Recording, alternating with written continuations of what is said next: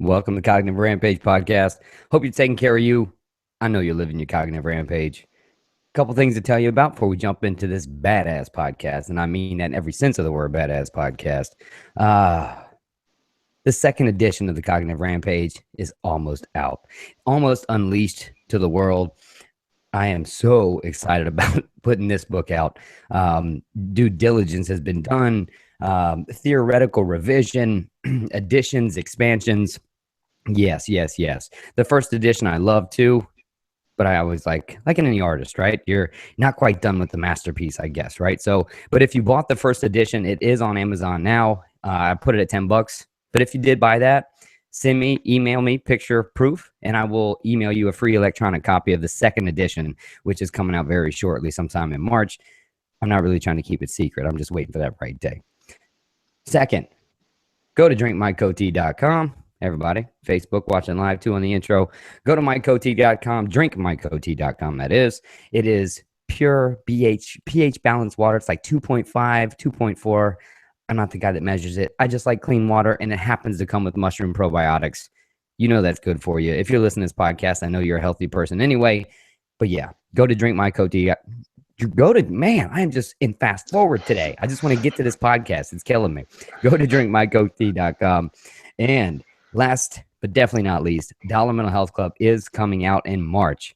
I've been talking about it for a while now. We're always pushing this, but the idea is to change the paradigm of mental health, practicing in the present, giving you tools and strategies from multiple coaches on their specialty. It's not counseling, I promise you that. And it's not therapy, right? It's on your time. When you need it, you call, you pick the specialist, you pick the date, you pick the time, we call you. It's just boom, boom, boom. No waiting. You have to email back, wonder what you're getting charged. It's only $1 a minute. $1 a minute is the best part about that. But dollarmentalhealthclub.com, you can go there now, check it out. We got a little splash page up right now, but we are coming. We are very, very much coming in March. Now, on to the podcast. On the show today is a man that I got to chat with yesterday. Okay, I don't know, maybe 10, 15 minutes before we were just like, okay, stop. We have to stop now. We have to bring it back to the podcast. His name is James Butler. He started something I'm going to learn more about is Reclaiming Warrior and a list of, well, ultimate badass things. That's just it. I'll let him tell you more about it. But James, welcome to the show, my friend. Thanks so much. How are you doing today? Oh, I'm in fast forward, man. As you can tell. It's those mushroom probiotics. Yeah, it's that or that little bit of caffeine I decided to pump in me right before the show, possibly. Nice.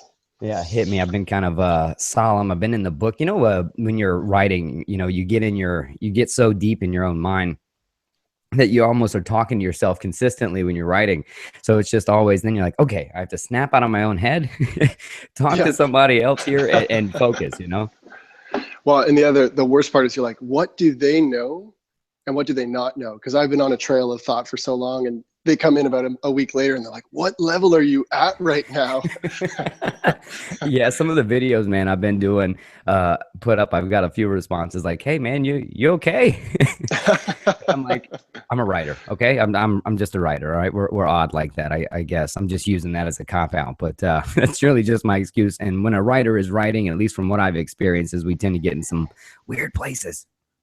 Yeah. And then you got to do the due diligence of going back and laying planks so people can get to where you are. That's the fun part. It is, man. There's so many different kinds of thinkers, the mechanical thinker, the boom, boom, boom, the very straightforward analytic thinker. And then there's, well, the me that is this abstract over here that if I was building planks, I'd have to have like curvy pieces of wood that go up and over here, and then like an escalator to bring you back over here. It's all over the place, man. But yeah. So we started out talking yesterday about something we share, something we love, which is the water. Mm-hmm. Yeah, I remember you were talking about free diving. I said, well, I can free dive now because I can't dive anymore. Scuba dive or anything with compressed air, anything like that. Oh, you can't do that anymore at all? No, my left lung is like destroyed. Holy shit. That's part of like the backstory that you got to dive into. Is I got like my left lung is actually adhered now to my rib cage. There's no pleural space, like it doesn't slide anymore.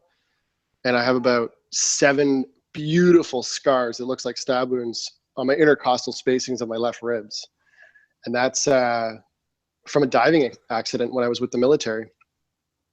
I, one day pass out at a super deep depth, go to the hospital, and they're literally like, I'm leaning over in the emerge and they're lancing my back, doing like getting out all the pressure, because my trachea, so glad this is on video. So my trachea is actually over here. My belly button was about 4 inches to the right as well. Oh, you were like one of those deformed fish. You reel up too fast. Yeah, exactly. I was a deformed fish. That is the reframe I've been looking for my entire life. Leave it to the cognitive reframing master to find the silver lining somewhere, but that's not one. At least the comparison, man. I've fished my whole life, man, and I've reeled up some fish sometimes too quickly, and obviously I wouldn't do it if I'm going to release them, but I've brought them up before quick in a rush, and I'm like, what the fuck kind of fish is that? Yeah, no, it's just a fish that's going through the bends because the little bubbles of gas just went boom and expanded in their bloodstream. That's so painful. It is. Thankfully, what ended up happening was I didn't even know how badass I was at the time, but I had breathed in strep throat about 2 weeks about a month prior. And because we were diving so deep, I guess it went through my lung and into the pleural space and started an infection. And 3.5 liters of fluid built outside of my lung. It was like this infectious crap. Holy shit. So here I was, and I was on one of the most intense training courses in the military. Like, we're literally running almost a triathlon every single day. We're in the water, like we're underwater for over 6 hours a day. And my face is going blue, my hands are going blue, and I'm like, man, maybe I'm eating too many cupcakes. Maybe I just can't keep up. No, I had a collapsed lung. I had a collapsed lung for they said about a week. I'm running around with like, I was pretty fit at the time, but yeah, I was running around and my hands would go blue, and I was like, man, I'm not feeling good. And then one day my body, while diving, just said enough's enough. So the muscles between my ribs just completely caved in, and I couldn't breathe. And when they went to the hospital, they literally, take a scalpel and just poked my back. And the stuff that came out, man. Oh my God, man. Oh, I've seen the YouTube videos reluctantly. So it wasn't like a giant pimple or something like that. It was this stuff inside my lung cavity. And then man, they popped you just like a fish too, man. That's oh my God, just like a puffer fish. Yeah. Before we get too deep and people are wondering what kind of strenuous diving, what is this crazy person doing? What I like to start with usually on the podcast, man, is kind of your story, kind of where you come from, that environmental influence, what kind of brought you, we'll get to eventually what you've been through, what you do now. But what I like to try to do is investigate kind of on my own. Perhaps it's the therapeutic background I have, but it's just to kind of learn and see and go, oh, I see how you got there, why you did that, Yeah. So where do you want me to start? Wherever you feel, brother. It's your story and your narrative. I kind of like to see how you tell the narrative. Nice. So through my own self-discovery, I realized that when I was in high school, I thought I was a wimp. I was a bigger guy. I was one of the fittest guys. I was covered in tattoos all the time. And it was this grand compensation for sure. Yeah. Because at the time, man, undistinguished, like I thought I was, pick a word, wimp, sissy, all those things. So when I left high school, I said, what's the most badass job I can do? What's the most badass thing I can do? And never, ever have that questioned. Like never have anybody ever say, okay, who are you? And so when I went and signed up for the military, I said, what's the most dangerous job you have? Put me on like the front line and then tell me what the front line is. Holy shit. And they told me, and I didn't know that I was doing it. I thought, oh, I'm going to do the hero's journey. 9/11 had happened. That's how they sell it, right? That's how it comes to you, right? Is the hero journey. You're going over there. I get it. It was facing some fears. You're kind of calling yourself on your own shit. Totally. And I didn't know it at the time, but it was like, I'm going to wear a cape and I'm going to become a man really quick.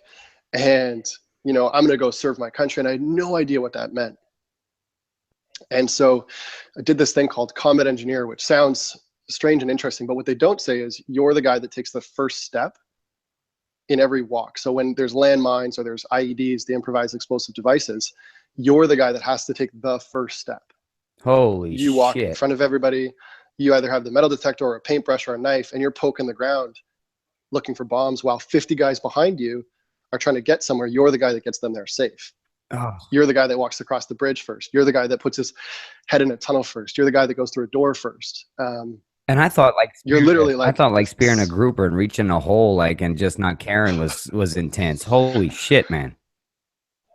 No, like, and this was the thing I didn't know, right? So you think, okay, I'm gonna be the most badass guy, and one of my mechanisms of survival is naivety. Like I am like, oh yeah, it'll be okay.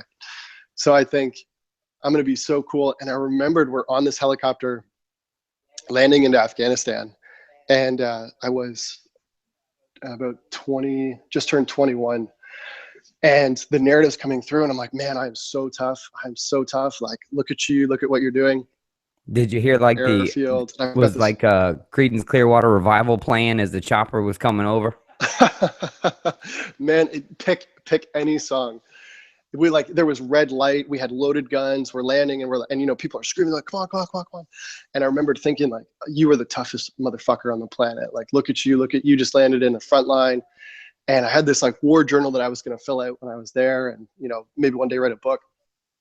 And the first night we're in this airfield, and I'm writing a journal entry that's like, you know, you are tough, look at what you do. And just total acknowledging and saying, look how awesome you are. It's edgy to say this, actually. It's really edgy to say this. And as I'm doing that, I hear this beautiful British voice come over a microphone, and it said, excuse me, rocket attack, get down, rocket attack, get down. And what I didn't know was that the Taliban love to lob rockets, and it was like playing bingo. Like, you don't know where they're going to land. Sometimes they go backwards, sometimes they go right. They're not really aimed. They're just leaned against some sticks and fired off with incense. They use incense as a time fuse. What the fuck? And so these rockets come whizzing into the camp. And that night, you know, I'm sitting there, I'm writing this journal, and the voice comes across. I'm like, what the hell is this? So I get down to the ground, and I hear like, and these rockets start landing in. And I'm looking at my journal, and it's like, you're the toughest guy. And I just close it. It's like, nope, no, you are not. Oh, you like that, you have no right to say that right now. Yeah, you did that sound pretty damn good, man. That was pretty serious, man. Now, does getting on the ground even help? Well, it's funny because someone once said, you know, if you don't get on the ground, the shrapnel, because the way a bomb implodes, explodes, it'll hit the ground and it'll shoot out. And so often there's going to be a collective amount of debris in the first 5 feet, let's say. And then as you get out, the further the trajectory is and more stuff gets in the way. So the theory is that the closer you are to the ground, the more blocks there are around you. But I remember this lady telling the story, and she goes, well, you got to get to the ground because one time this guy didn't, and he got hit in the ankle. And I went, well, what the fuck? If my head was down there, yeah, that would have been my head. Worst story to tell, but the example, you know, it's like that's the way you get away from an artillery shell or something like that. Man, I mean, God. So holy shit, that's like your first drop in too. And I thought, you know, so when we're in this big airfield at the time, and I thought like, okay, we're gonna stay here, we're gonna get climatized. It smells like poop. Like the air actually has a fecal count in it. Like there's a fecal count in the air. There's just so much poop in the ground. It's just wild. What? And it's so hot. I mean, it's sometimes I'm Canadian, so 58 degrees Celsius was one of the hottest days there. It's so hot that you sweat, and you will like take your pants off that will be completely doused in sweat. You'll put them somewhere and they'll dry within like 12 to 15 minutes, and then be so salted from your own body salt that they'll just stand up.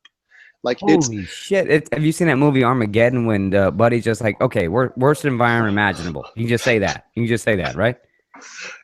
Yeah. Well, and I remembered that because we thought we were going to stay in camp, and it was about a day later they said, no, you're going to go to the front line. And the front line for us was almost near the border of Pakistan. So this airfield you were at was not even front line.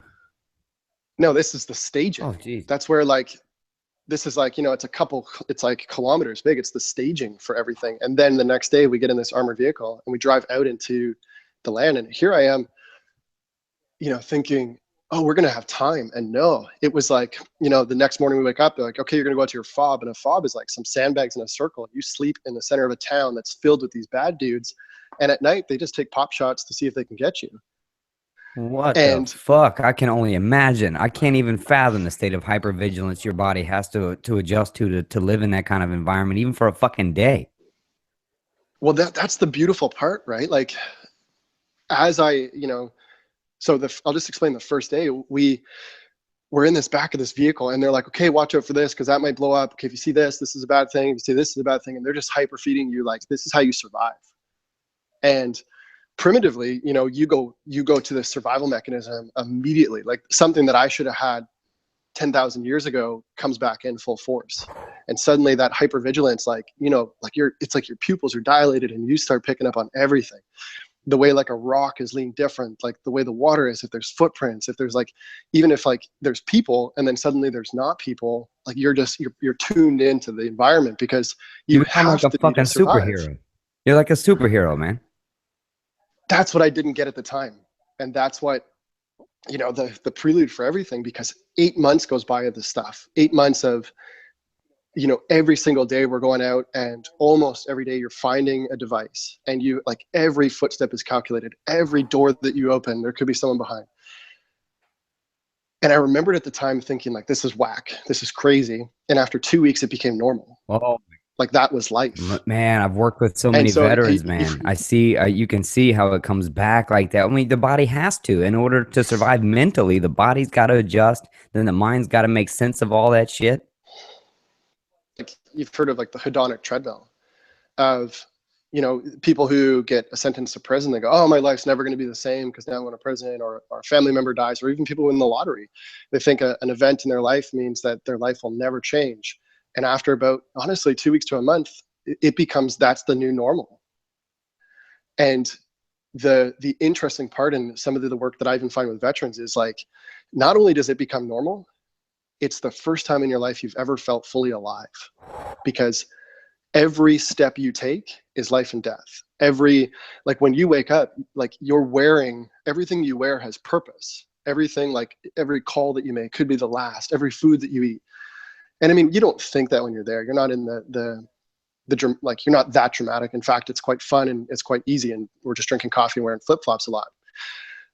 But coming back, it reminded me of the story I heard about the rate of astronauts that get depression when they come back from the moon, because they go like, how exciting is my life when I was just up there?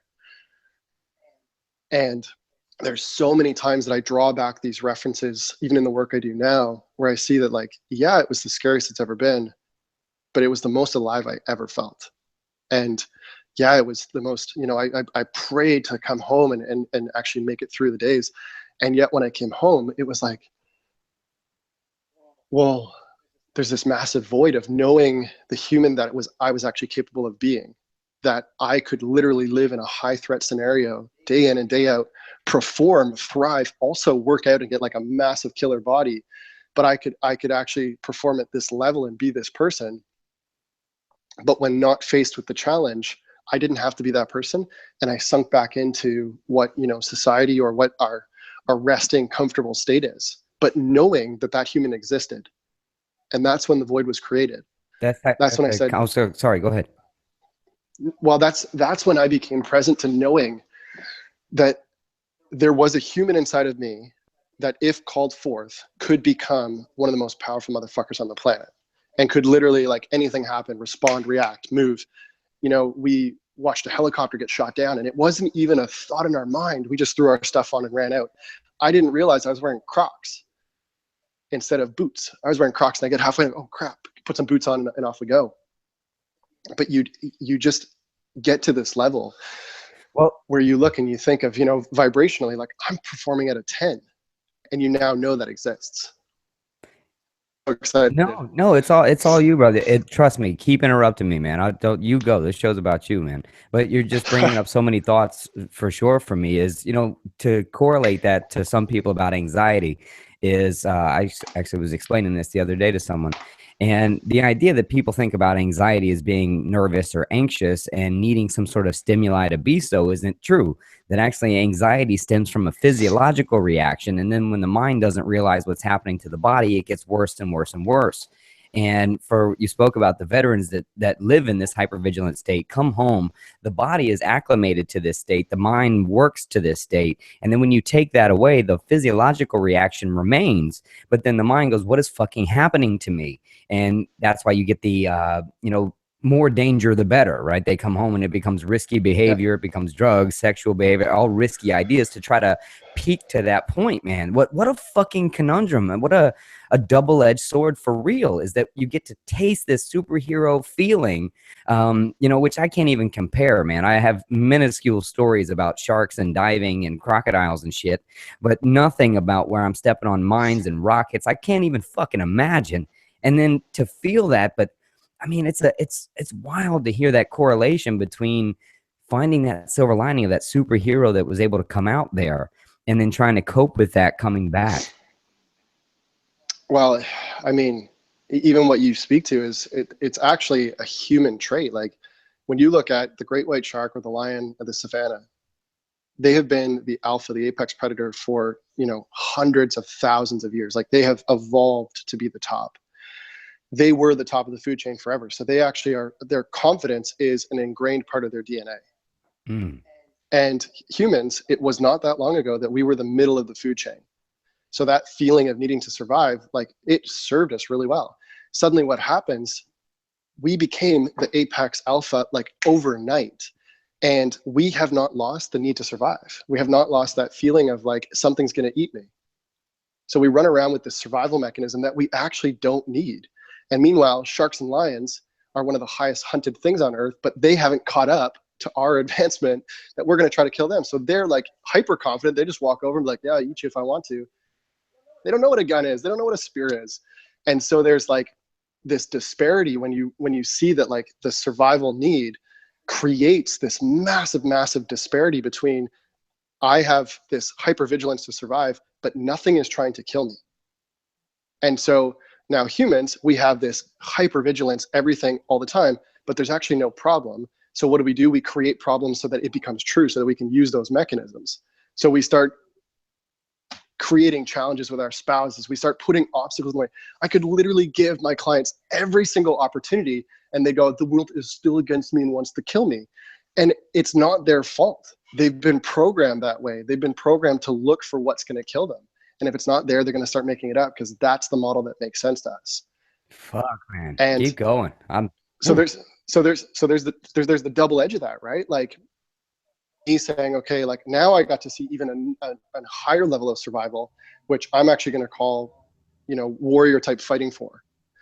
So I got to see that I was capable of even performing, like well outperforming the mundane, you know, whatever we would call like, okay, taxes, bills, basic relationship breakdowns, all this stuff. And I knew that I could deal with threats or adversity that was far beyond what the average person would face. So I now understood that, you know, like if I were to go to Jurassic Park, you know, those people visit the island and suddenly they're being chased around for 30 days straight. And then they get off the island. They're like, man, your problems, like the fact that Wendy's is out of ice cream is not even like, I don't care about that. And suddenly they become like, you know, the gravity of Earth doesn't affect them anymore. They're like Superman or, you know, Dragon Ball Z Super Saiyan training at extra gravity. And if you know that reference, you're a nerd. So, so what ends up happening is I realized coming back from there that like the gravity of normal life just does not hold me down. And you can actually reframe that. Like you can use that as like, I'm not afraid to cold call like the CEO of the major company and pitch my idea. I don't care if he says no. I'm not afraid to go out and do things that are unconventional. I'm not afraid to go out and build my business in a way that like is unpredictable. It's uncommon. It's like exponential because I know what real threat actually looks like. And real threat is not hearing no. Real threat is not being rejected. Real threat is not being turned down. It's actually when every single step is left or right. And that capacity, that human capacity is what fascinates the hell out of me, is that I know that each human being has that capacity to understand what real threat actually looks like. And that when you face that, nothing else can bother you. God, man. I mean, the only story, I mean, I could go on. We talked a little bit about some diving stories and things like that. But one that's always in the fresh right in front of my mind is just long story short, I was wading in some saltwater fishing and I was probably 150 yards offshore, waist deep. And then I was split between land and, well, I couldn't get to land. A nice, probably, I don't know, 7-8 foot saltwater crocodile, which have come into those rivers now, which are pretty aggressive. Decided to make a beeline right for me. And I had nothing but a knife and a fishing pole. And I decided, it came right at me, man. It was just V on top of the water all the way. All I decided to do was cross the fishing poles in the ground and have my little fillet knife going, all right, man, this is all we can do. And in that moment, I had to be honest that it's the most free I ever fucking felt. And as it stops fucking 4 feet, it's like looking at me. And it was like, I think he knew. I was like, all right, bro, you or me, man. And it kind of goes under. And in that moment where it goes under, I don't remember anything. I just remember being so free and just feeling its tail go whip right on my leg and just swam on by. And I was like, whew, okay, you know. And in that moment, those are things I wanted. And I actually went and started a company upstairs right after that called Primal Nature. And I was taking people on tours like that. I was going to Primal Nature things. Zumas Islands was the idea, and all of these. I was like, I got to give people this experience, man. And it's the freest I can ever felt. But it's so hard to tell somebody, all right, go put your life in danger so you can feel more alive today. Yeah. Well, okay, I'm just going to throw on top of that. Go, baby. So a lot of times people look at the adversity that they face in their life, and it's from a place of like, if that adversity wasn't here, then, you know, my life would have been better of some sort. And you look at all of the people, I mean, I'm going to generalize for a second. Anybody who has mental resilience has some story of why they are resilient. They've gone through adversity and it's trained them to be the person that they are right now. You look at like Navy SEALs or any sort of, you know, what you would aspire to say is the highest performing individual on the planet. They were trained to be that way. They actually put themselves through, like they put themselves through adversity and used it to become the person that they are right now. And so it's, how do you train a warrior? You put a warrior through the hardest circumstances on earth so they become more than they ever need to be in real life. And therefore they can survive anything. And so one of the most fundamental reframes that even our society, and this is just my own personal belief, needs is that adversity is the greatest thing that you can ever have. Forward, one step forward. You're walking forward and your adversity actually trains you to be more, and you can keep stepping forward. All of the things that have been thrown in your way, any of the upset, any of the, you know, the divorces, the breakdowns, the bankruptcies, have to find the silver lining of how did that make me closer to who I actually am. Holy and when shit, you do that, man. Tell them, baby, man, nothing like when you actually use adversity as your gift, nothing is actually in the way. Every no that you hear is like, oh, thank you so much. Thank you for telling me no, because now I'm closer to the person that I actually know I can be. Anytime you've got that upset, that breakdown, it's like, oh, thank you for training me to be the person that I am. And I see this with the people that are some of the highest performing, you know, I'm just gonna use military guys for an example. The more it sucks, the more they know they're getting closer to their highest level. And so they actually sign up for the suck. They sign up for the adversity. They say, you know, this is gonna be hard. This is gonna be hard. Thank God, that's actually what I'm paying for. That's why I wanna do this, because I know that it's training. You know, and in fitness, for some reason we understand this, but we don't understand it in the real world, that you go and lift a heavier weight and it actually has you grow and become more capable. And yet we leave the gym and we're like, no adversity. I don't want it to suck. And yet that is the greatest gift that people can give you, is the loving challenge, the push, that like the block, and have you find different ways to be cognitively able to overcome things. How do you train a warrior? You give them adversity and have them become more. And if we can actually reframe adversity like you are untouchable, you cannot be touched if adversity is your friend. Man, we are on the same wavelength with this, man. I mean, I talk a lot about it. You know, the idea that we talk about valleys being valleys when truly we should respect the valleys. That makes us stronger. No one ever got better from silver spoons. And I mean, one of my favorite lines in the book is uncomfortable is where the change is, and becoming the master of the silver lining. These are all ideas. You know, it always still baffles me how someone from some environment that's terrible can go so far, and then so many can choose to accept the narrative from that environment and walk it a totally different route. And the only difference there is the perception of what they're experiencing. You know, they can both experience the same traumas, the same environments, etc. But someone chooses to tell that story and say, I wear my stripes through what I've been through, and I wear them proudly rather than wear them with shame, and almost learn to like love that challenge, man. And you know, I want to kind of go back to your story, man, because I love, we're on the same wavelength. A.B. LaRoche, thank you for hooking us up, by the way. She was right on point. As you were going through kind of the first initial 8 months over there, Could you feel changes mentally? Could you feel your thinking change differently? Was it noticeable even?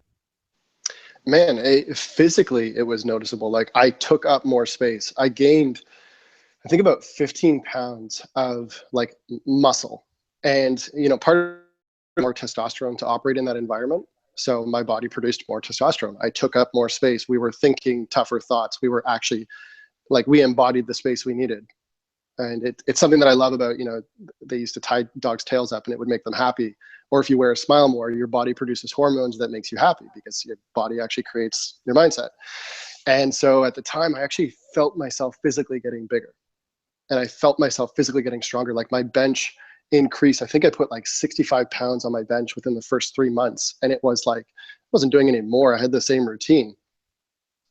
And then I started to notice mentally just the way that I operated in the world. Like I literally feel like I left a boy and came back a man. Like that was the rite of passage that all, like, you know, what I find the masculine really desires is that, like, I now give you permission to be a man. I mean, is And that missing in it, today's world, in your opinion, that rite of passage? Or is it just this kind of I totally think it is. And it's kind of hard because, you know, we go, well, should you need a rite of passage? I mean, I don't know. But I know a lot of my colleagues that work in the masculinity world and like evolved masculinity. We're not trying to get people back to being barbarians, trying to get people to be, you know, the honored masculine, the one that actually protects and serves versus, you know, causing shit and destroying.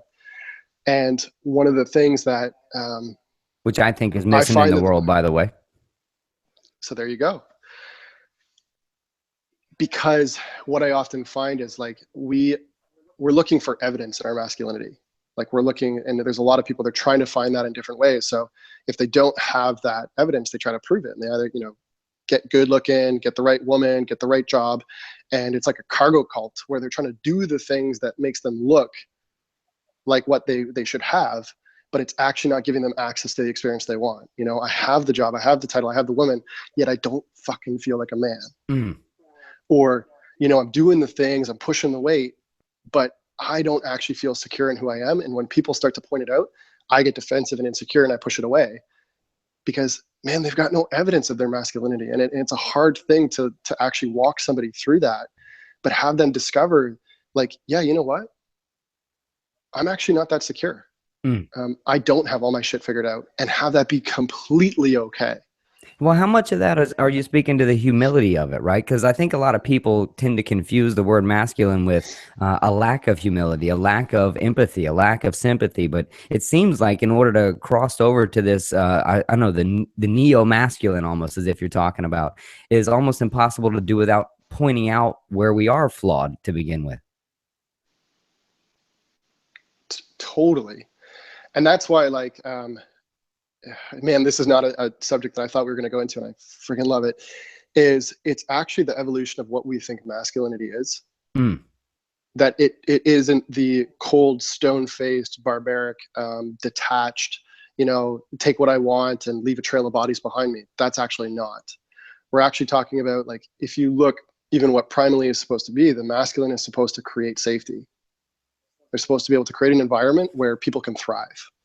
Create a world where people feel safe around them and they feel like they can live their lives and create their lives underneath or in partnership with that. Hence the lion head of the pride. Exactly. And so what we're actually seeing is this masculine that's actually making the world feel less safe. We've got leaders that are leading companies where they feel like they can't trust them. They can't, you know, they don't know if they're going to get fired or if they're not. Husbands that wives are like, I don't know what he's doing. I can't relax and build my life with this man because I don't know where he's at.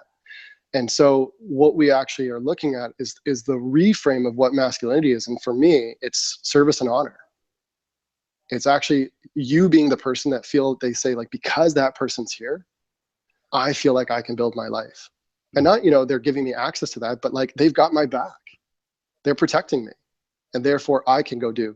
And so part of that is, like, you know, the evolution of masculinity is they have to know themselves first too. And they have to be willing at looking at what they don't want to look at, the things that they're not secure of, the things that they don't, you know, being able to ask for help, being able to be acknowledged, being able to actually receive, like not always needing to have everything figured out, being able to distinguish your own insecurities and know that they're not labels, they're just ways of seeing things, and you can actually move them. Like you can control your mindset, not being a victim of your mindset or a victim of your circumstance. And so when we see the evolution of man, the evolution of woman, when they don't have to be like always replicating power, what we think power looks like, but they can be the powerful feminine as well. And we can actually appreciate their gifts. We can actually use and partner in a way that's never been seen before. It's almost like partly because you see this disillusion. I mean, I don't want to walk down the road of like, binary and all this idea of masculine. I mean, I get enough emails on that shit already. But I mean, I would be honest to say that there's two things I think are missing in the world is, I mean, could you imagine a world to where, men did walk around looking for that picked on the weak. And we've turned into this world to where you just don't look, right? You just keep going. I don't want to be involved, or you turn your fucking phone on. You're watching old ladies get hit in Target. You're watching, every once in a while. Could you imagine, though, if men walked around going, I'm protecting the weak, the elderly, the children. That's who I'm looking out for.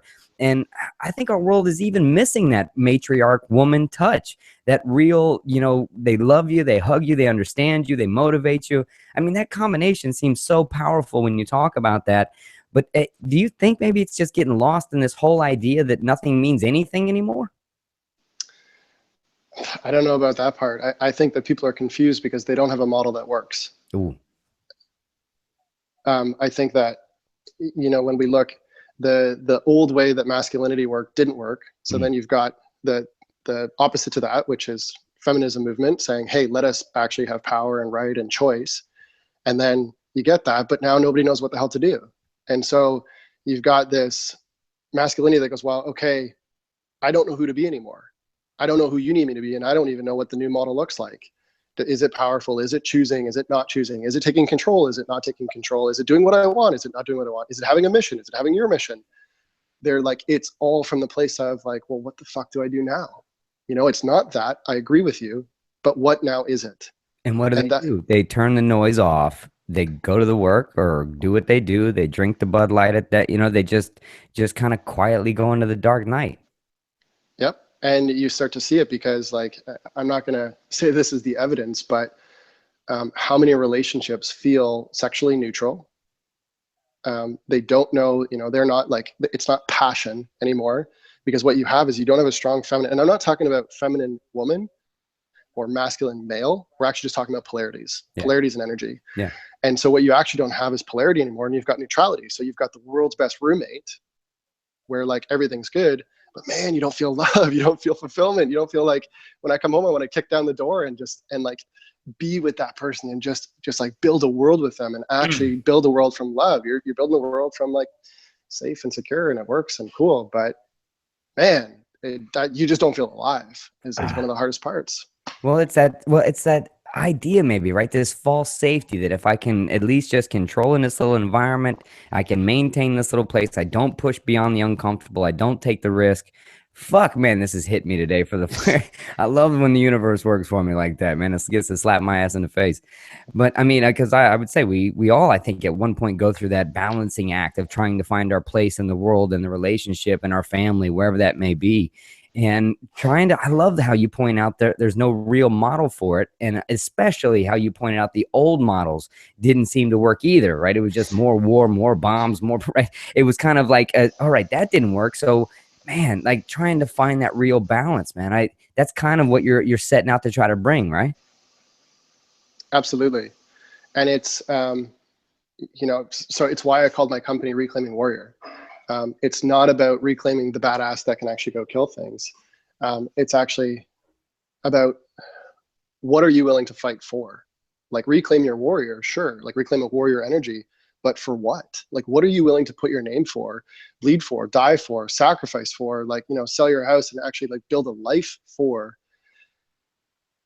It's finding that thing. Like, I don't actually want you to become a strong masculine. I want you to know, what do you need to become a strong masculine for? Actually want to create in the world that you have to become a different human being to do. See that pain in the world of something that's missing. I want to know, great, you're who you are right now. Let's play the structure or the mental model of you're not enough. Let's play that for a second. You're not enough. But who do you need to become to actually take that on? Like, you know, what version of superhero or leader, and I'm not talking about just men, but like actually identifying that your life has purpose. Yes, we can all agree with that. Yes, you can identify with a mission, and now become the person who can actually take that on.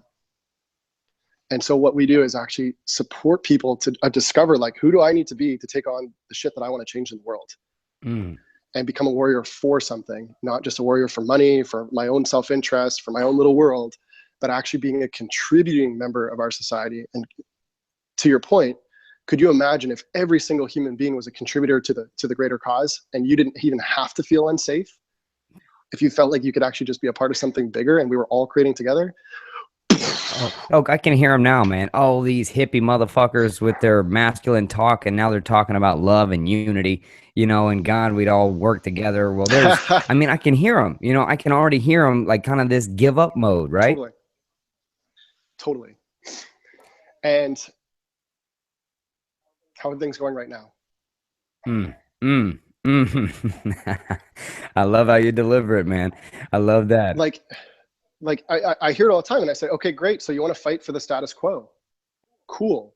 Let's put all our energy into fighting for right now. We can fight to keep things the same way they are, but are you telling me that, you know, more time than you've ever had, you personally have more fulfillment than you've ever had, you personally have more connection and more community than you've ever had?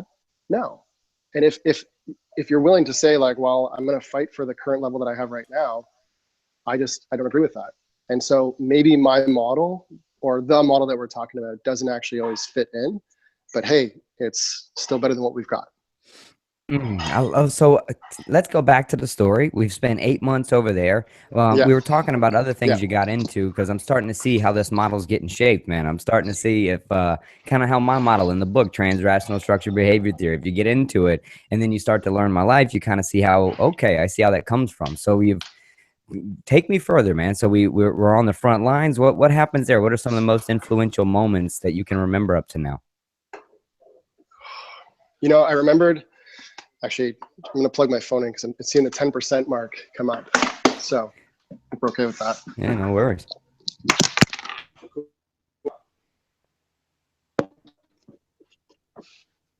Can you hear me well? Yeah, you actually got a little distance when you took the microphone or the headphones out. I know. I'm not going to shame iPhone 7, but you can either charge your phone or listen to headphones at the same time, but you can't do both at the same time. And it's supposed to be the fucking advanced. You're going to have to just talk really loud, man, like you're on a stage of 1,500 people with no mic. Okay, I will talk as loud as possible. Yeah, because you got really low, actually, brother. You got really low. Snap. Okay, well, this is what we got now. That's it. Yeah, this is what we got. So one of the things that actually came up for me there was actually having to weigh your life. Like I remembered I would be walking down the path one day, and there'd be a guy who was older than me. He had children, and we're talking with each other, and we're saying, who should go first? Like, whose life is worth more? You know, you're young, you got your whole life ahead of you. And I'm like, man, you've got kids, like you got people that depend on you. And you actually realize that you're in this place of measuring life, deciding whose life is worth more, because it's inevitable that somebody's going to step on something and something's going to happen. And that was such an interesting time to even look back on now, is like that you could quantify somebody's life and who was worth live further, if they were to survive, whose life was worth more to society even.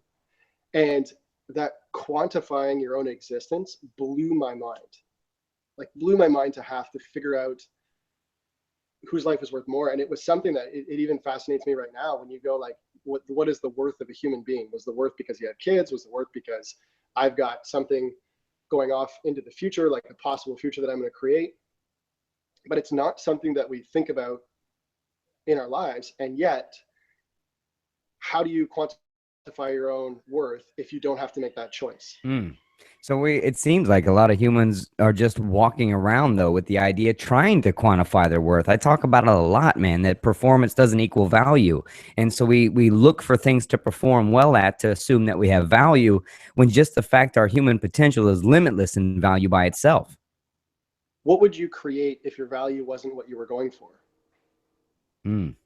Like if and I don't mean you personally, but I mean like if we Yeah. weren't constantly trying to create our own value in the things that we do, and it was just inherently like, hey man, you've got value, you've got it right now, just assume it. What would you then get to go do if you weren't always trying to create or fill the void of like, I'm going to have value?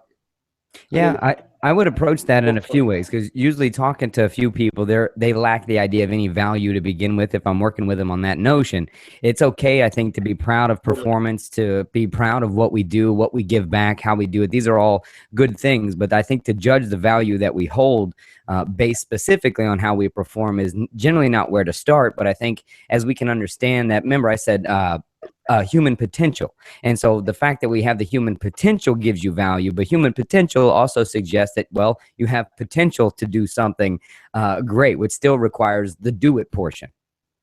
Yeah. I'm not sure what the exact question was or where to go, but Just keep I riding, man. just, This is a I think, rampage, brother. Well, you were talking about some stories actually, as yeah, we were leading from there, some of the influential stories. I mean, shit, we were talking about the submarine mines that you were pulling from, and just kind of those hard stories like the one you just told that you kind of look back on and go, that one conversation, that one dive, that one moment, that may have really kept shaping this reclaiming warrior project. it was actually when my lung collapsed, because from that I couldn't dive anymore. I couldn't have the career. Yeah, this is the the the edgy kind of hard part, but like I was married at the time, that fell through. Suddenly I find myself without career, without the relationship that I identified. Like I loved being a husband. That was, for me, an identity that I had. I loved wearing the cape from the job. It was an identity that I had. I was massive. I was shredded. I was at the point, like, I was deadlifting close to 600 pounds, bench pressing nearly like 450. Like I was a machine at the time. For me, that was my version of machine. And overnight, none. Like, I lost 65 pounds of body weight in 8 days because of the infection. And so I find myself, it was beautiful and it was what needed to happen. The breakdown of the job that I identified, the relationship identified, the who I was as a person. The So you find performance. yourself without any identity, no performance whatsoever, right? So Mm-hmm. in the model that we're talking about, so as a human, am I suddenly of no value? No.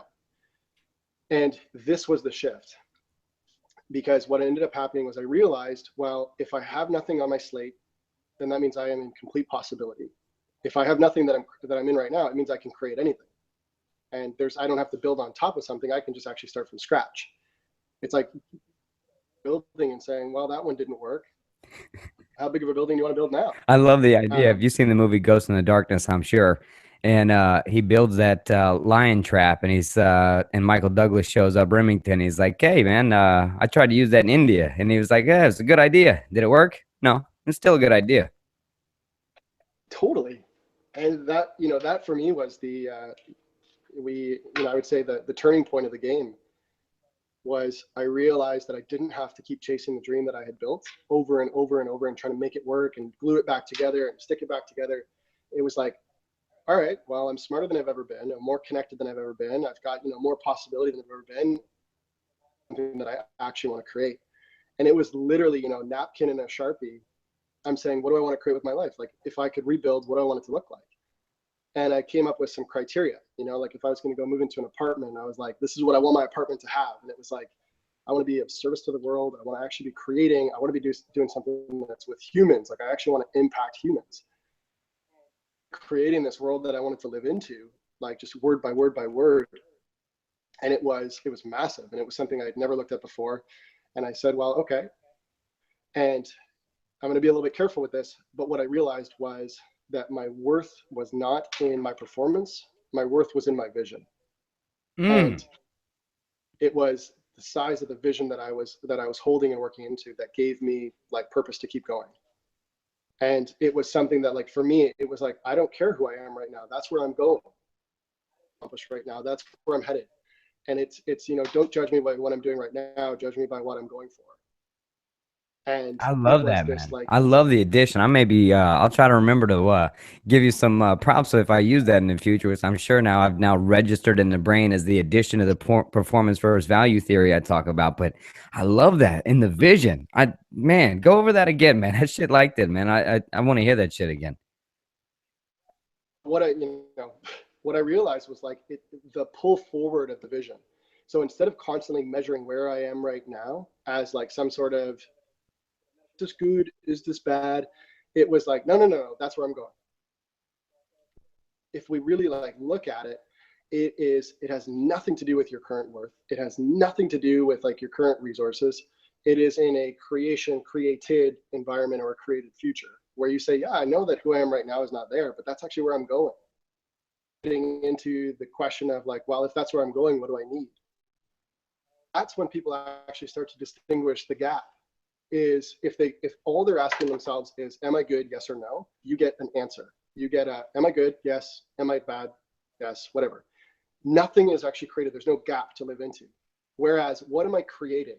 Then you get a vision, then you get a distance. Okay, I'm right here, but this is actually what I'm creating. So now there's actually this void. It's like a friggin' vacuum. So you decide, well, that's what I'm creating, and you go, okay, what do I need to get there? And so you actually are in the seeker mentality, you're in the learning mentality where you're saying, okay, because I'm actually going for something now I have needs. Like now I actually have something that I need to start building and something that I can create. So it doesn't matter if I'm a good yes or no right now. That's not the point. I'm now in the mentality of what do I need to get to where I'm going? I built this vision. I said, I'm going to own a company and it's going to be for the betterment of humanity. Tell people, but I'm going to use the listening of your audience, create a little bit of my world is for my life is to create a world where pulling a trigger is not the answer. We can be in conflict. We can, hate each other. We can be angry, but we don't solve our problems by actually pulling a trigger. And of killing conflict. And that killing your neighbor is not the answer to solving your problems. And that's not how you dominate and get power and stuff. So that's like the high, the reason I work with who I work with and the way that I work is actually so we can get to a scenario where it actually works 100% of the world for 100% of people, 100% of the time. So this is a massive vision. And here I am in the hospital, still bleeding out and looking for, I'm not that person, but suddenly I had a gap to live into. And I started, I worked with a coach. I started aligning myself with the community, started saying, who do I need to talk to actually have this happen? Who do I need to work with? And realized that there was like an entire industry that got built or that would support me. I incorporated myself, built a company, started working with, I said, the people that I work with, they need to be high impact people. I don't just want to work one-on-one. I want to work with, when I work with one person, 100 people will be impacted by that person. So the criteria for who I work with is, if I work with you, I will change your life. Yes, I'm sure that 100%, but 100 people their lives will also be changed because I work with you. So when I work with, 10 people, I'm not working with 10 people. I'm working with 100 people that they impact as well. So I started getting into the mentality of like even impact mentality. So I'm going to go for value and I'm going to go for impact. What's the highest impact for my activity? What's the highest impact for contribution? And how do I actually do this? And it was literally, man, like step by step, micro choice. But now I was choosing in alignment with the vision, not choosing, am I good right now? Yes or no? Quantifying my own existence. Yes, right now. Which is just a holding pattern that you keep going around and around and around until you fly up your own ass and make a foop noise. It's accomplished there. Man, I love this idea, the size of the vision, right? You measure the man by the size of the vision. I really dig this, man, because you can really tell, right? When you look at somebody and say, hey, what's your vision? What do you see? Oh, I'd love to have my 401k and have my retirement, my condo in Naples, Florida. And I'm content with that. And I wonder, I'm just posing this question, so don't judge me, people, if that's what you choose to make you happy. I'm just posing it here. I mean, is that a cop-out to humanity? Is it a cop-out to humanity to say that I'm content here, so I know the world needs changing, but, well, it's gravity problems, so I can't do that by myself. So I'm going to take care of me and my own. It's a survival answer. Even, that line you just said, like, I'm just going to take care of me and my own. Cool. Like, I actually have it that you can. I actually have it that you can take care of your own little space. But there's actually a part where I go, would you do that if you knew you could do more? Like, would you do that if you knew that you could actually impact? And, you go to the motivation theory, which is we are only motivated in things that we think that we can impact the outcome in. Mm. So if I'm going to the gym and I don't think that my efforts are actually going to create anything new, way. And I'm like, well, why do this? It's suffering, it's pain, and it's actually not creating any result. Whereas if I go to, I start to see result for my impact, you go, holy shit, when I do something, something changes. And so people actually are motivated that way. It's how motivation is created. When we can actually impact the results, motivation is created.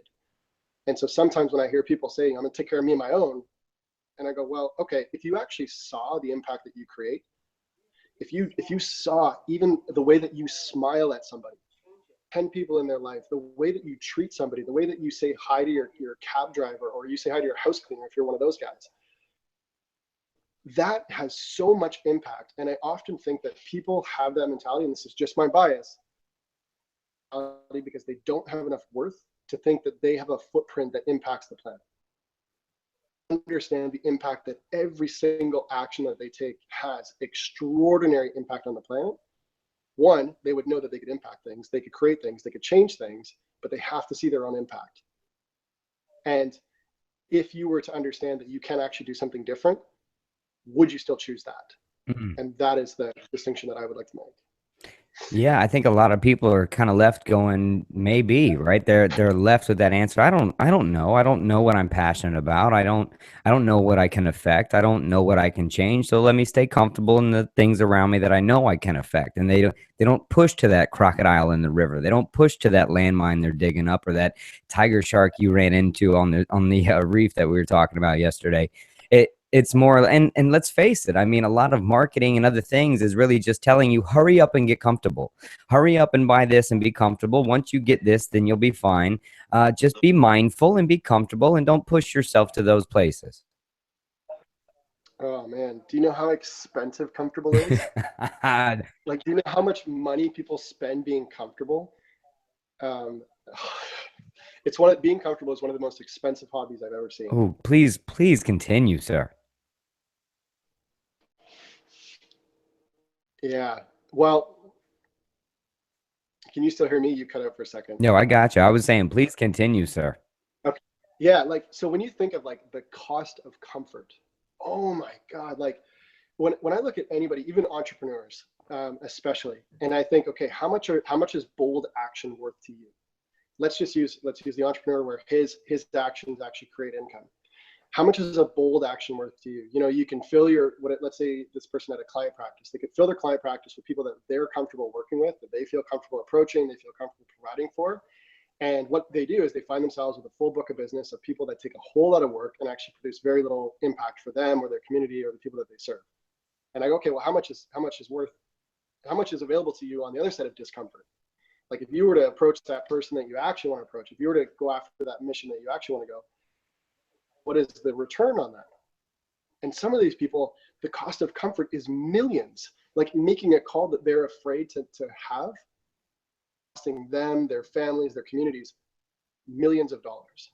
Or not actually saying something to a leader that is doing things to our country or our countries that is not serving. Like, the cost of comfort is exponentially one of the most expensive things I've ever seen. I'll give you three letters called the NSA. How about the cost of Yeah, that kind of so I comfort, the don't know a whole lot illusion of about it? that being a Canadian, even back down to relationship. Yeah. Well, even in relationship, like, so you look at a normal relationship, the cost of comfort of not being willing to have the conversation that needs to be had, or saying the thing that needs to be had, or doing the thing that needs to be done, and actually living on top of whatever tension you feel, like how much that costs connection and love, and even financially, by being unwilling to do the bold thing.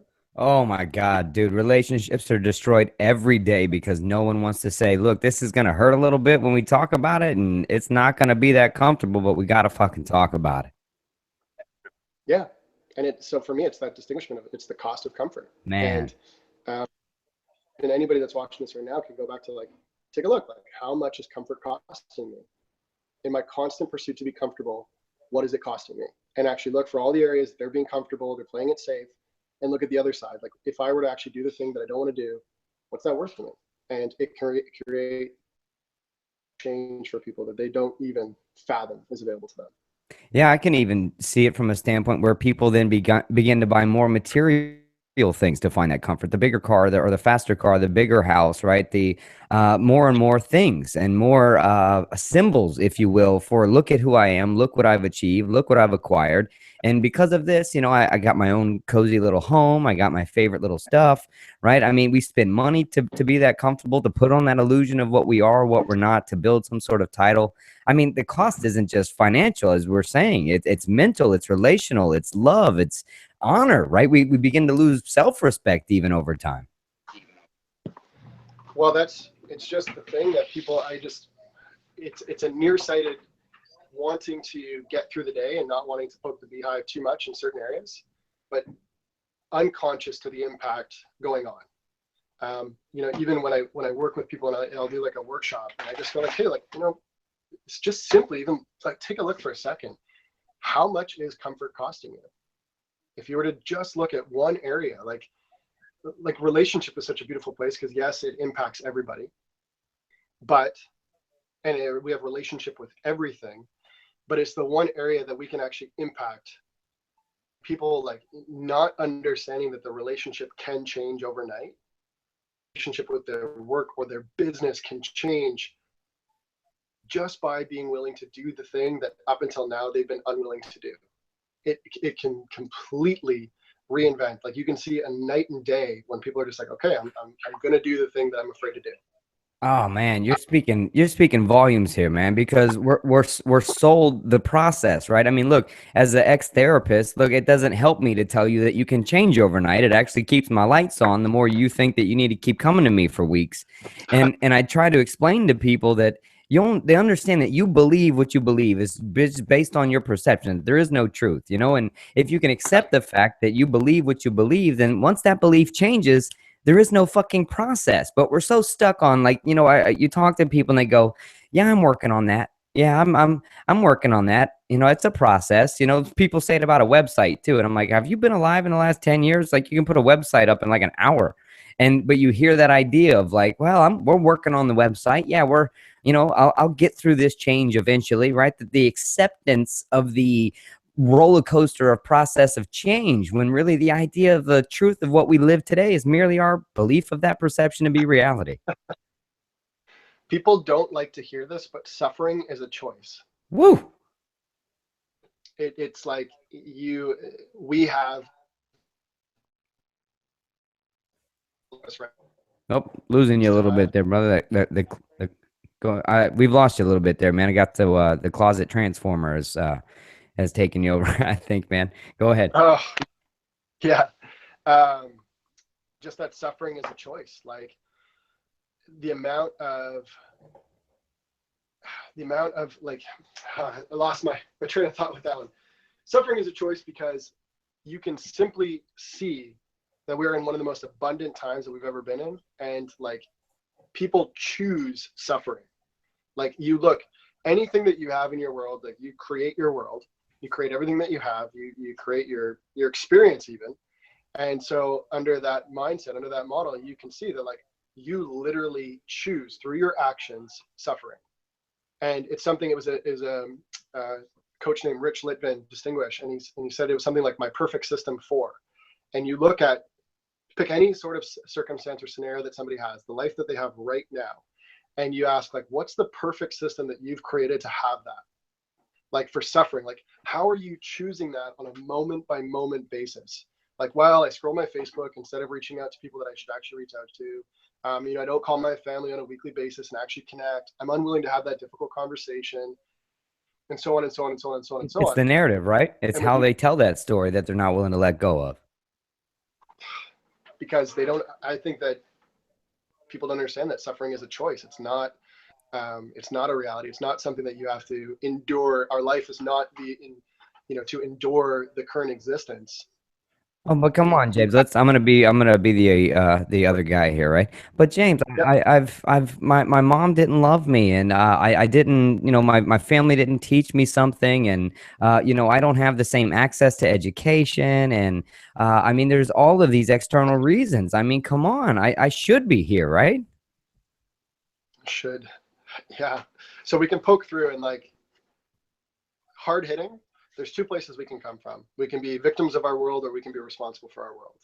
And you can say all the reasons why the world is against you and why it hasn't conspired with you. Or even like we were talking at the very start about adversity being my best friend. Man, the world has been conspiring with you from the very get-go. You've just been choosing to see the lesson as against you. I mean, man, the world is constantly conspiring for you to succeed. And it, like you aren't as smart, or you haven't been as smart as you've been now because you've never had to go through that. So like being responsible for our experience, being responsible with what you do with that information. You listen to, let's say even Tony Robbins, his relationship with his mother. It's a well-known example that everybody uses, but his relationship with his mother is like, yeah, okay, you know, she was addicted to painkillers. She used him as a crutch, and forever, like he had to be the only one. He learned to be hyper responsible and create. And so he could go, oh man, you know, the world's been against me from the get-go. And he said, well, no, I chose to use that as a narrative for me. You know, my version is that I've got a reading disability. I've got this thing called Erland syndrome. It means that it's like an ocular focusing. So when I look at the word cognitive rampage, I see CO, and CO is clear, but then the rest is blurry. And then I look at GNI, and then the beginning and the end is blurry. And so I could say, okay, well, you know, I didn't even read books until I was about grade 8. I either found audiobooks or convinced my mom to read them to me. And I could say, you know, who am I to be doing this? The world's against me. How dare I have this reading disability? I should never have done anything academic. And I go, you know what? It actually made me very, very good at processing high amounts of information and simplifying it as easy as possible. And in fact, it had me take a world that I felt actually separate of and learn how to dance inside of a world that I couldn't play by the rules. I actually had to find new ways of existing, new ways of performing in a world where I wasn't able to read the book that everybody else in the classroom could read. So I got really good at communication. I got really good at asking people, hey, what did you learn from that book? I got really good at receiving information and actually using it in a way to benefit me. So had that not happened, had I been given all the gifts and all the capabilities, I wouldn't be the human I am right now. But I have to see the gift in that, and I have to be responsible for the way I take that information and use it in my life. And am I going to use it against me, or am I going to use it to fuel me?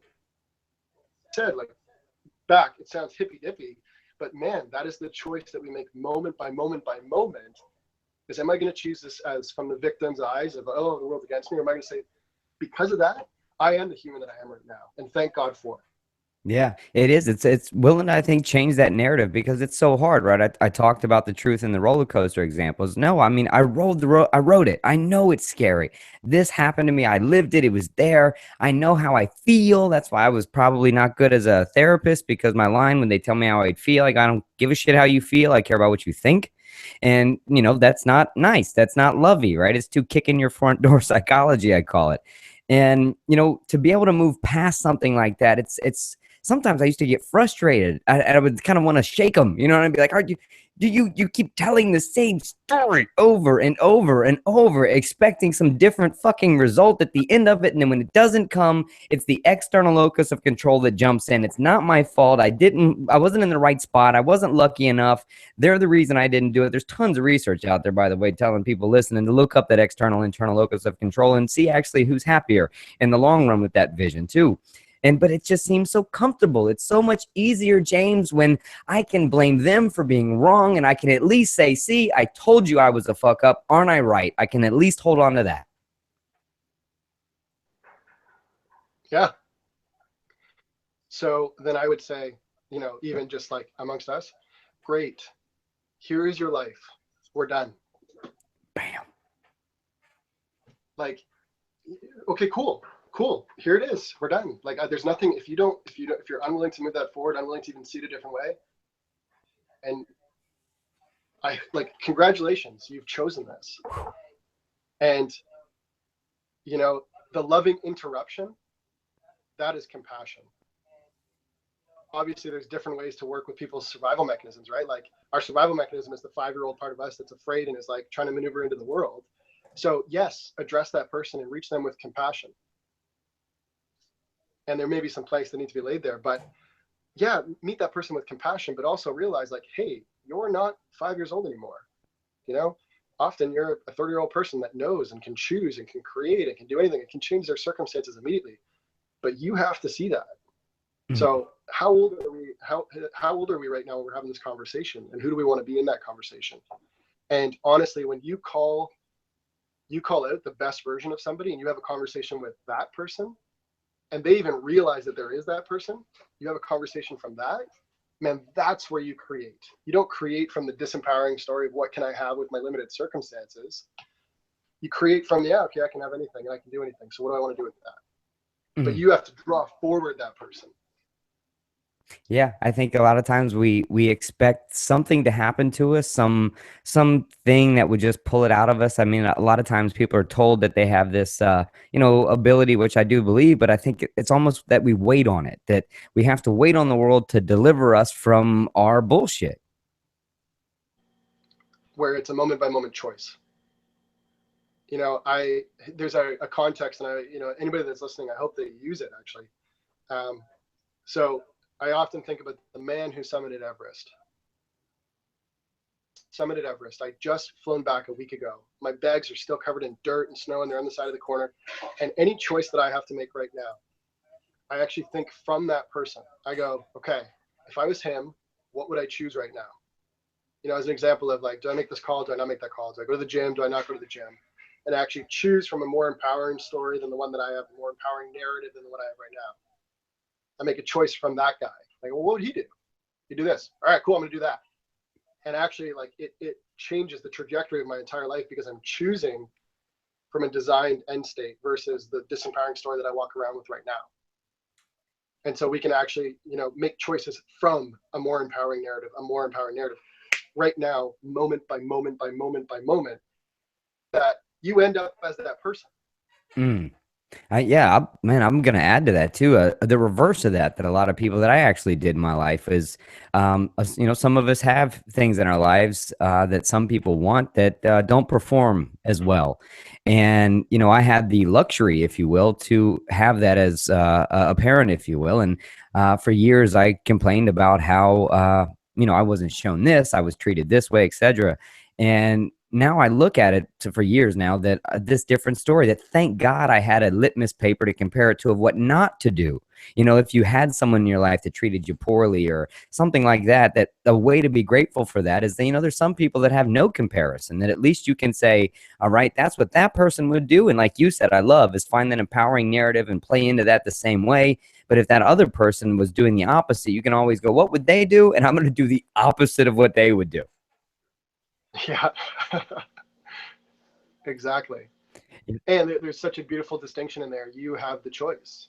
Like, even if anybody walks away from this right now and they go, holy shit, I've got the choice to think from a different place. I can choose a different narrative. Man, if you knew that, like, you're the most powerful person on the planet because you can choose anything. People know that they can choose, and that's the sad part. And, it's like, hey, even right now, like, Adam, like, I'm really sorry that was your experience. I'm really sorry that was what you had going on. And I'm so glad that you chose not to hold on to that, because look at what you're creating right now. Yeah, I'm gonna throw a left hook, left curveball, whatever the fuck you want to call it. Listening to your story, and talking about being beat down with the lung, missing as being a turning point. I would actually go further back for you, man, and say that I probably would think one of the most influential parts or lucky things that happened to you was being the wimp that you believed yourself to be. Not so much the taking missile fire and the fucking swimming with tiger sharks and all the crazy, contra shit, but that idea that you actually faced that first adversity, because at that age, man, we're so many things are much more traumatic and influential to our development at that time. And I think maybe the recognition of what you saw, experiencing what you saw, there was no going back to that guy for you. No. And you just gave me something really beautiful there. Like, such an insight is, I spent an entire life trying to be the badass motherfucker. And you actually have to be a badass motherfucker to go after those things the whole time. Yeah. And so here's this guy, like, I know that I would not have dove with sharks. I would not have gone had I thought that everything was all good and complete and perfect and good to go. I was always looking for something that I had the whole time. And yeah, like, the journey of a wimpy kid. And now book title. Yeah, journey of the wimpy kid. And it's why what I do right now, and it's why one of the communities that I built is called the Warrior Masterclass. And I help men who don't feel challenged, who feel like you know, the world actually got easy for them, and they're looking for that adversity. They're looking for a community of people that are willing to call them out and interruption and say like, hey man, you said you were going to do this. Now let's do this. Let's do this right now. And it's this beautiful combination of mixing special forces executives and entrepreneurs who are all creating something new, but having it be a community of people. I wouldn't have created that if I didn't need that for my entire life. And I had that, and it was, you know, what I saw that I needed, and now that's why I'm so passionate about doing it. Oh man. So I'm this last little question for you, man, is Sure. for that so-called believed wimpy kid that is out there right now that may be thinking, I'll never feel that way. I mean, I look at what the social constructs in society tells me as a masculine or a tough kid or etc. You know, that moment, you know, speak to that kid, that boy or that girl that's maybe sitting there that is going quietly into their dark night. Oh man, I've had that moment so many times. Like, like person in the grown man that I'm working with right now, and I think that one of the models that I wish, you know, when I get that opportunity to talk to those kids is like, hey, just so you know, those guys actually don't have it figured out. They still feel like children, wearing a suit, and you know, we're all waiting to grow up constantly. And for him to like just to normalize the idea and be like, I get how it feels. I get the experience, and I get what it feels like to be the smallest kid on the block. Everything, like, you feel helpless, you feel out of control, you feel vulnerable. And I think it's that vulnerability that if we look at that, like, it's actually okay, man, because you cannot have courage without fear. It's impossible. Courage is having the fear and stepping forward anyways. And you can't have fear without vulnerability. And so for that kid, like, who is afraid of everything, they will experience a toughness, an adversity, and a resiliency that nobody else on this planet has ever experienced. Because the kid who's afraid and goes forward anyways is my goddamn hero. You're a fucking badass for real, man. That is a serious drop in cognitive. You got me emotional, bro. I'm out there thinking about the kid sitting there, like, you know, feeling that kind of wimp feeling, man. You're powerful with the words, my friend. Thank you, man. Yeah, thanks for the opportunity to say so. Oh my gosh, man. I love coming across speakers, man, that really got some shit to say, that aren't regurgitating some bullshit and then putting out there how to get rich on some book, man. I love warriors like you, man, that are really out there spreading the message and then have a vision, man, of changing the world on some massive fucking level. All due respect, my friend, and please come back on this show. You want this mic anytime, my friend. It is yours.